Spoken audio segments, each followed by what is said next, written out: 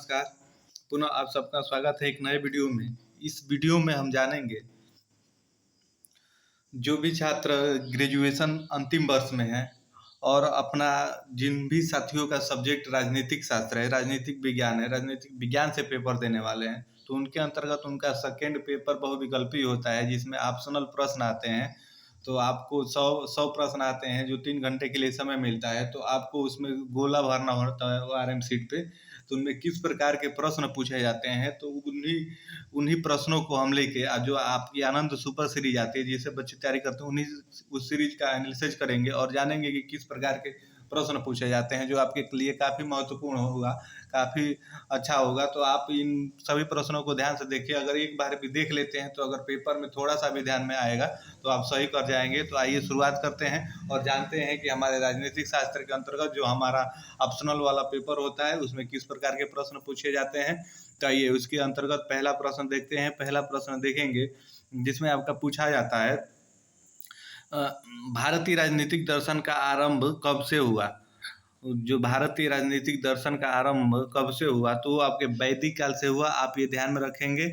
इसी प्रकार के प्रश्न आपको राजनीति शास्त्र सेकेंड पेपर के अंतर्गत आपको देखने के मिलेंगे जो ऑप्शनल वाला पेपर होता है। तो आप इसे ध्यान देते हुए चलेंगे। वही देखेंगे नेक्स्ट प्रश्न, किस वेद में राजनीतिक से संबंधित श्लोक मिलते हैं, तो वो आपके अथर्ववेद में मिलते हैं। आप इसे ध्यान में रखेंगे।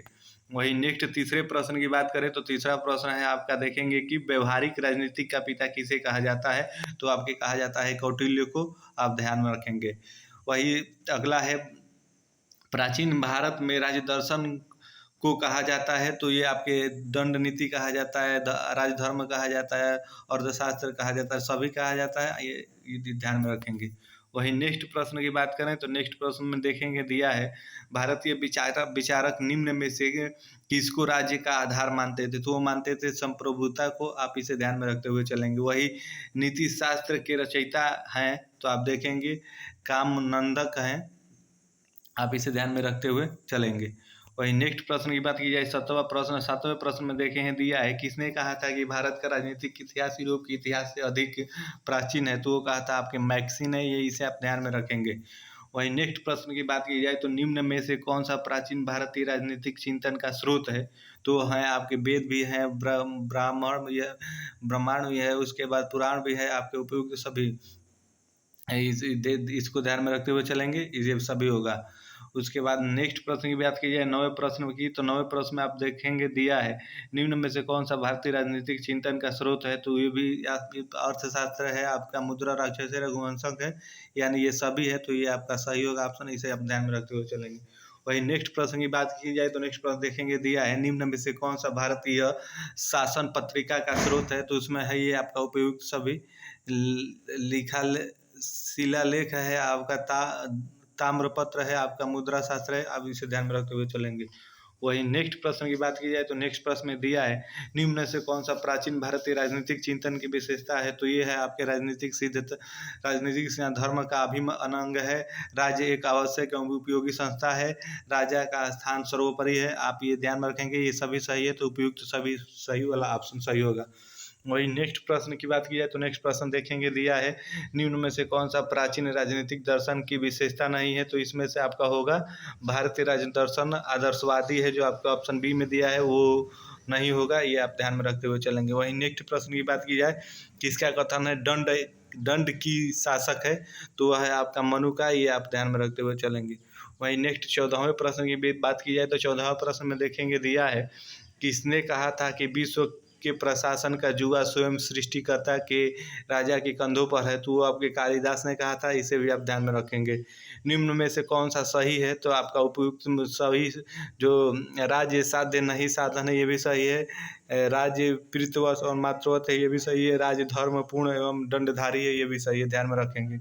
वही नेक्स्ट प्रश्न की बात की जाए तो नेक्स्ट प्रश्न देखेंगे दिया है, किसने कहा था कि जिस प्रकार यह शरीर भोजन के बिना नहीं रह सकता, उसी प्रकार संसार में सब व्यवहार राजनीतिक शास्त्र यानी नीति शास्त्र के बिना नहीं रह सकता। ये किसने कहा, तो ये आप देखेंगे शुक्र।